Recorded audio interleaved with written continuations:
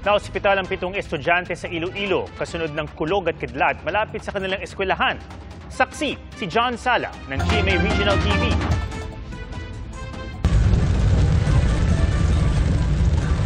Binaha ang ilang parte ng Maharlika Highway sa bayan ng Lopez, Quezon dahil sa matinding pagbuhos ng ulan kaninang umaga. Ayon sa Pag-asa, habagat ang nakakaapekto sa Southern Luzon. Sa Laoag City, maaliwalas ang panahon kagabi pero ilang beses nasilayan ng madalas na pagkidlat. Halos kada 10 segundo, nagliliwanag ang kalangitan dahil sa pagkidlat. Umabot ng halos 1 oras ang nasaksiang madalas na pagkidlat.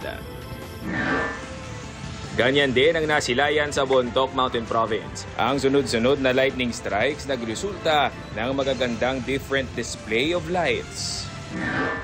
Sa San Joaquin, Iloilo, na-discharge na sa ospital ang 7 estudyante ng Valverde National High School. Hinimatay ang mga estudyante matapos kumidlat at kumulog malapit sa kanilang eskwelahan kahapon. Ayon sa San Joaquin Police, hindi naman direktang tinamaan ng kidlat ang mga estudyante. Pero dahil sa takot, sumama ang kanilang pakiramdam at hinimatay. Nasa edad 11 hanggang 15 anyos ang mga estudyante na nasa maayos ng kalagayan ngayon.